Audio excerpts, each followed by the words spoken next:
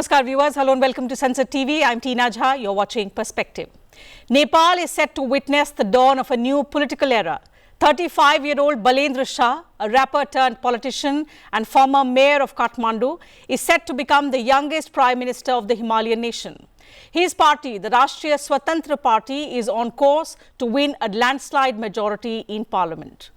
The RSP's thumping win marks the first time that a single party has garnered a majority in Nepal, which has a two-system format, making it difficult for any party to win outright. But decimating the traditional established parties, Balendra Shah's RSP is headed towards a sweeping victory in the elections. In fact, the former Prime Minister Oli, he suffered heavy defeat in his parliamentary constituency at the hands of Balendra Shah from about a margin of 50,000 votes. That's quite significant because this was considered one of the safest seats of the former Prime Minister. Parliamentary elections were held in Nepal, remember, last week on the 5th of March, barely 3 years after the previous national vote. The election was necessitated by the unprecedented political upheaval led by Gen Z, which culminated in the worst unrest in decades and resulted in the premature resignation of Prime Minister KP Sharma Oli back in September 2025. These elections were held under the government headed by the interim Prime Minister Sushil.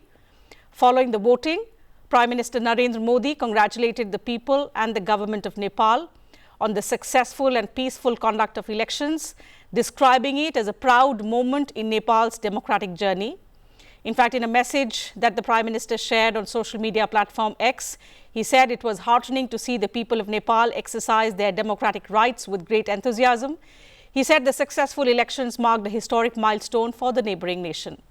As a close friend and neighbor, India remains steadfast in its commitment to working closely with the people of Nepal and their new government to scale new heights of shared peace, progress and prosperity. That's what the Prime Minister said in his post. So on the show today, we're going to discuss with experts what this new political era in Nepal means for the Himalayan nation, but also for India, since we've traditionally enjoyed historical and warm relations with the neighbor. Joining us are distinguished guests on the panel. I'm pleased to welcome Ambassador Sushil Kumar. He's a former diplomat. Ambassador, thank you for joining us on the program. Welcome to Sansad TV. Also pleased to welcome Dr. Smruti Pattanaik. She's a research fellow at MP-IDSA. Dr. Pattanaik, glad to have you with us on this telecast.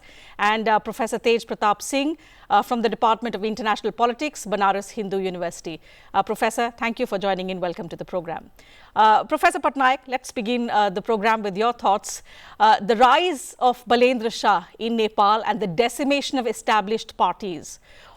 How do you interpret this, and how do you, what do you think this says about the evolving political landscape in our neighborhood? As you were saying, I think it is a very significant development after a very, very long time. In fact, if I can say, it's more than 2 decades in Nepal is going to have a very stable government. We have seen the kind of instability that prevailed in Nepal, which affected the governance in the country. So therefore, it is really a welcome development. And given the fact that this is a new political party, not very old, 3-year-old, yes, coming to power under a very young leadership actually, helps.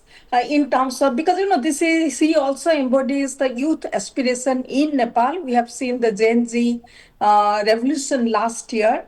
And there are also concerns both about unemployment that is very much prevalent in Nepal as well as corruption. We also saw that first time in this particular election, 38% of the legislator as of now not just belong to the under 40.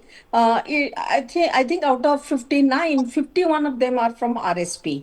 So I think it embodies not just the youth aspiration but also a promise of continuation of a stable government for 5 years, as well as dealing with the youth unemployment, which actually led to the Gen Z revolution last year.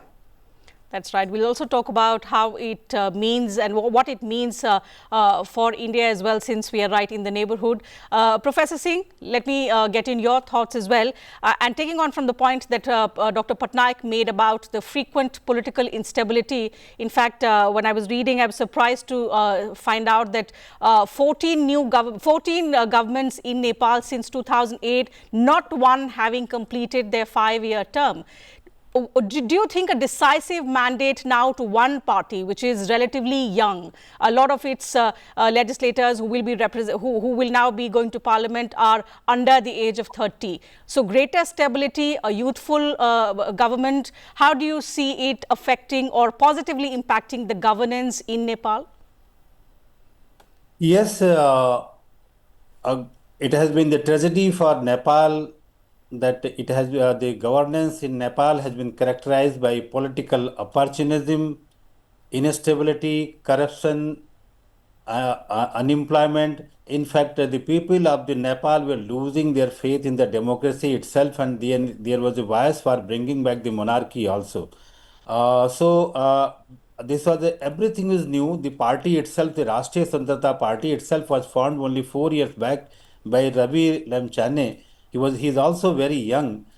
And then in only December 2025, few months back, Balin Shah, who was the mayor of Kathmandu, was brought to Rashtriya Swatantra Party, and within no time they have won the almost two-third majority. And the instability, the main reason for instability in Nepal has been the system, because they have introduced proportional representation for 110 seats, and only 165 seats are elected directly. So this is creating a problem for all the parties to get the clear majority. But despite these things, this time the wave was so powerful in favor of RSP and Balen Shah. In fact, this election was all about Balen Shah and his election symbol, this bell, that they have swept this unique system of representation there, and they are almost on the verge of getting two-third majority. It is good for Nepal and it is good for India also, because a stable government will be there. They will be able to provide the competent government and effective government, and they will be able to meet the aspirations of the people. So now the Nepalese are looking towards that, and even India also was fed up with the political instability and the kind of political opportunism. So for India also, it is good that a stable government is there, competent government is there, so that we can have a stable relations with Nepal. Yeah. That's true. So in fact, the Prime Minister has already reached out to the new leadership. Ambassador, coming to you now for the diplomatic perspective, because with Nepal, we have historical relations. A lot of Indians are settled there. The fact that we've had warm relations over decades with cycles of strain in recent years. Now, with an unconventional leader emerging, a new leader emerging, how do you see New Delhi recalibrating its approach in resetting ties with Nepal? Well, Tina, this is an excellent opportunity for us to you use the right term, to reset the ties. Because as we see in the last few years, the relationship was becoming a bit acrimonious, and particularly the KP Sharma Oli government, the way it was behaving with trying to project and do the things with one of the neighbors, that has, created a problem. But now this new era, I would use the term, is going to, I think, give an opportunity to us to reset the ties, because Balan Shah, he's a technocrat, and also his agent, when we look at his platform, which is based on against corruption, patronage, and reforming the government. And of course, they have made a number of promises, but I will not go at this moment into that. But what he's talked about is that Nepal, interest of the Nepal is the paramount for them. So they are not, what he has stated so far in his political speeches or public speeches is that they like to maintain same distance between India and China. And this is going to be transactional in my view, because they will look where the advantage is with them, whether it's with India, with China, but we have an advantage here. The advantage is we already have a long relationship and open borders. And so for Nepal to develop relationship with India is beneficial because we buy a lot of electricity with them. We have a lot of projects going on. As far as China is concerned, China is, we all know how they operate. And whatever they were doing in China, Nepal, was quite opaque in my view. That's right. And now this new government, on the promise of anti-corruption and open government, they would like to scrutinize all the projects which has been done with China and see whether it benefits Nepal or not. And on that yardstick, I think there will be a lot of questions raised what how the previous government have acted. And now he is talking about in the assets checking or the audit of the assets of the families and going back to the 1990s, which is going to create quite an upheaval in Nepal and in the political class out there.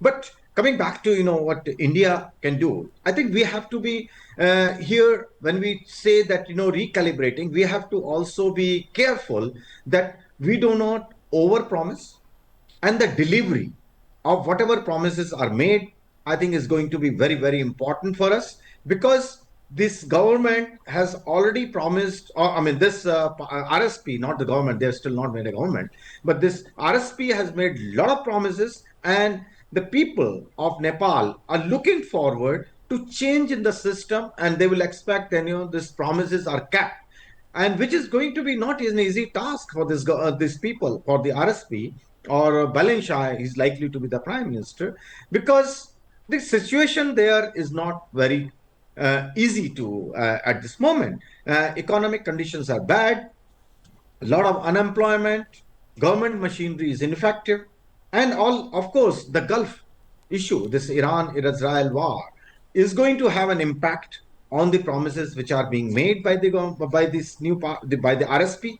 So India can come into the play and can really help them to achieve their objectives. But I think it has to be, it will be a win-win for both sides. But we have to be careful in what we are promising them.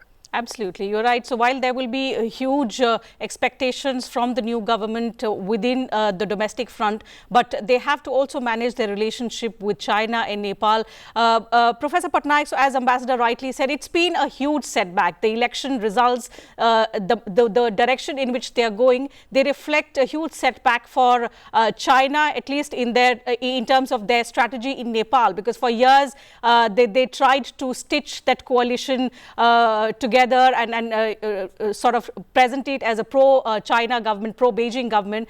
That sphere of influence seems to have been abrupted through the election results that have now brought forth a new leader. How do you think, given that Balin Shah has already been quite vocal about not, being either pro-China or pro-India, he's spoken about Nepal first, putting priorities of the Himalayan nation ahead of anything else. How do you think a young leader with no experience in governance so far, but enjoying huge popularity, at least within the young generation, how do you see his foreign policy evolve, which is different and unique from what we've seen traditionally through the established parties in Nepal? I would say that Balendra Shah, given the fact that Nepal is between India and China, so it is very obvious that Nepal will try to balance its relationship both with India, with which it shares, more than 1,600 kilometers of open border, and also with China. Though temporarily it may appear that it is a setback to China, but we also have seen in the neighborhood how China operates. It won't be very far to say that, after some time, China will bounce back. It will create its own contact with various political parties. To protect its own interests. So that is true also with India. So all the countries which are involved in Nepal will definitely try to protect their interests through the new government. Second is the kind of date that actually is there as far as Nepal is concerned, the Chinese have been involved with many projects. The Pokhara airport is one of the instances. Apart from that, they are also involved in many infrastructure projects. They have developed their own relationship with Nepal army, have built a training academy for the Nepal armed police. So China has been involved for a very long time. They have their own problem. The Tibet problem is there, so they'll be very, very careful about that. It should not be a kind of government who is not able to control any kind of activities that goes against Tibet, because Americans are also present there. So I would say it would not be an easy task for Valensa, given the kind of foreign policy challenges he may face. But also at the same time, I would say that given that he's a new face, there is expectation not just from within Nepal, but also regionally from the Indian side. Also, India is also looking at a very young leader, coming in Nepal. So there is a change all across within the region. We have also seen most of the government which has come to power after this kind of popular revolution have also always spoken about putting their country first, which is very natural. Obviously, any prime minister would like to project the interest of the country first. So that is it is not surprising. But having said that, I would say that there is a lot of Nepalese who are employed also in India, not just in the Middle East. So therefore, there is this interest, historical ties, which has evolved over the period of time. So I don't think he will take any kind of step that actually derails the bilateral relationship between India and Nepal, which is not just historical, but also has a lot of people to people content to it. Obviously, India is a very significant development partner of Nepal, and there is a lot of infrastructure development that also has continued. So I think he will take that into consideration while charting his own foreign policy across the region, both Nepal, taking into account the Chinese interest, the Indian interest, as well as the interest of the United States, which continues to be a dominant player in this region. That's right. Taking on from what you said, Professor Singh, the fact that we enjoy not just historical relations, we have very, very strong people-to-people ties. We are also one of the largest development partners for Nepal. Since this change in guard, change in new political era presents a huge opportunity for India to reset its ties, perhaps strengthen also its goodwill with our neighborhood. What kind of economic or infrastructure cooperation do you think that we can engage in further in the times to come to strengthen our goodwill with Nepal and try and put behind the strain that appeared in the recent past? Yes, Valensa has a very strong India connection. In fact, he has studied in Karnataka from Visvesvaraya Engineering College. He has done MTech from there. He is familiar with Indian culture, with Indian value system, Indian way of life, Indian thinking. In fact, Nepal and India both are from the same South Asian subcontinent. So they share the same culture, the same ethnicity, even the language is also so closer to each other.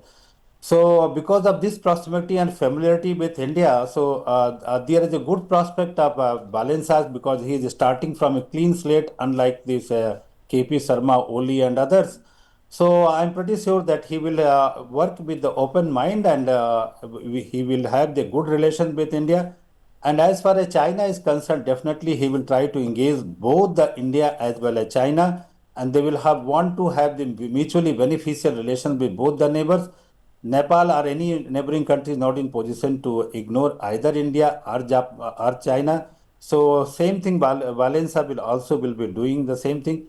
And here India and Nepal both have very complex interdependence, and no power on the earth, even despite KP Sharma Oli's effort, these India and Nepal, they are so close to each other, they are so interdependent that they can't be separated. And it is in the interest of Nepal also, India also, that Valensa should start with an open mind, open heart. And I think this will be the interest of Nepal as well as in India also, because as far as this border is concerned, the Madhesi, in fact, they are primarily from Indian ethnicity. The whole Tarai belt is inhabited by the Madhesi people who are by and large from India only. Right. So large kind of connections are there, people to people relations are there. So I think Absolutely. So in the times to come, we will see, of course, our diplomats working towards all of these aspects that will strengthen our relationship. But when we compare, Ambassador, our development partnership model with a country like China, we have a very unique way of engaging with countries. We've seen that in Sri Lanka. We've also seen that in other countries. And we saw how our model of engaging in development partnership with countries has earned us tremendous goodwill, be it in the neighborhood, be it in in the African countries, or be it in South America. There have been incidents where countries have spoken about that clear distinction in the way India engages with country in the area of development partnership. With China, connectivity projects, particularly the roads, the railways, not to forget the power projects, they form an important pillar of India-Nepal ties. Do you think accelerating work on these fronts, which will not just strengthen the infrastructure in Nepal, but also create jobs within the country, will help us strengthen our economic partnership with Nepal to begin with, when we are talking about resetting ties under a youthful government? Tina, you have raised a very important point. Let me mention that, how the India's aid policy work. When we give even a grant, forget the line of credit, we always give the ownership to the recipient. We always give them a partnership. So they are equal partner. They are the one who decides about which agency will work, how this work will be executed. Because India, the objective is that we not only give the assistance but also create capacity for future. So sometimes because of the processes, it takes time. But end result is that the capacity is created in the recipient country. So in future, they are able to undertake the projects on their own. And this recognition has come slowly, but definitely the countries who have received aid from India and those who have received from China, they are they can make the difference, and they appreciate what India's policy is, what kind of what objectives are of the Indian assistance. So that's an India China comparison. And we have seen in our neighborhood how the China has given assistance and what the results are. Ultimately, India has to come to their rescue, and they now appreciate that. Yes, you mentioned the point that acceleration of the project. I think that is the key. India need to, as I mentioned earlier, we need to deliver on the promises which has been made, because the Balanshah's agenda platform is one of the most important component is to create jobs. They're promising 1.2 million jobs and per capita income to be increased to USD 3,000 per person. So if India can help him to achieve this objective. And another point which I think we are very strong is the digital delivery of the services. India is very strong. We are already given assistance in this area to more than 12 countries. We have open platform. So I think for Balin Shah to take assistance from India, I think is going to be very helpful to him. And he will realize, because he's a technocrat, he understands, he's young, but he has done a wonderful job as a mayor in Kathmandu, where all the established parties failed, and he was the one who cleaned up the Kathmandu. I've seen myself, I've gone there. That what kind of change he has brought about. So he's a good has some experience of administration also. Of course, when it comes to the foreign policy and running the country is a different ball game. But I'm sure that with time he will gain experience, and India can help him to achieve his objectives or the promises which he has made in platform. And the key will be, I think, the understanding that Nepal is a sovereign country, and we need to give them help as a neighbor and our close friend, because we have ties also, close ties, because Nepal is among the very few countries where the Nepalis can work in India and they don't require any visa. So the relationship is very strong, long, historical, and we need to build upon that. And the key will be again, as you mentioned, the assistance project need to be, I think, expedited. Absolutely. I think the biggest priority for the new Prime Minister, who's going to be the youngest when he comes to power, the key challenge will be to channelize the aspirations of the youngsters who've reposed faith in him and, elected him with such a thumping majority. So the question to you, Dr. Pattanaik, now is, India cannot just help create that opportunity of growth, of infrastructure development through its unique development partnership about which we've already spoken. But given the past anti-India rhetoric that Balen Shah has already engaged in, it could be to reach out to the voters, it could be to perhaps, show himself as someone who is not dependent on either of the countries, who wants to talk about Nepal first. It could be many of the factors, but once he comes to that position where he's expected to act as a mature leader who will help Nepal transition into a more stable democracy, India is more than willing to help. But the question is, will Balen Shah, will he have a change of heart when he becomes Prime Minister? I would say that, anti-India rhetoric is not something very new in Nepal. We have seen that in past, but if you compare it, I would say there was a much more reduction of anti-India rhetoric during the electioneering this time. But I think there is a reality of geography. We have seen, Nepal is a landlocked country. Its access to ports, both, it is much more dependent on India at present compared to China. Obviously, China is trying to develop that connectivity where Nepal's dependency on India reduces. But having said that, I think, he is a pragmatic person, as it appears from the speeches he have made during the election. So it appears that once he is in power, then he will definitely adopt pragmatic policies, which actually will help further the bilateral relationship. Already we have seen Prime Minister Modi has already, congratulated him. I do think that perhaps his first destination abroad could be India, and there is a lot, there is this economic connectivity, trade, everything, like for example, Nepal's outlet to the outside world is through Indian ports. We also have seen through the sub-regional cooperation, Nepal is also connected to both Bhutan and Bangladesh, not just India.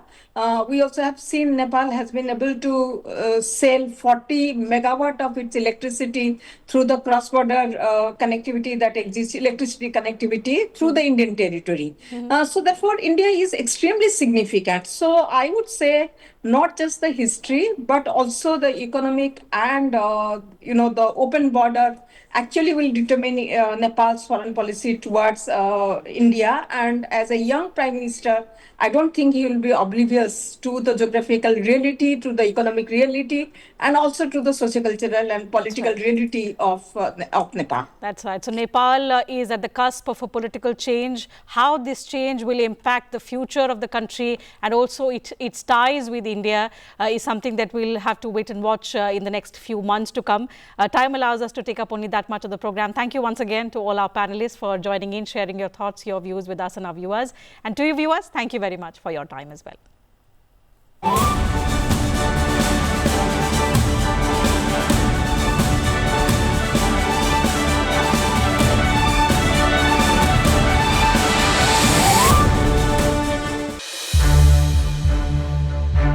To watch more programs of Sansad TV, subscribe to our YouTube channel and don't forget to like and share them.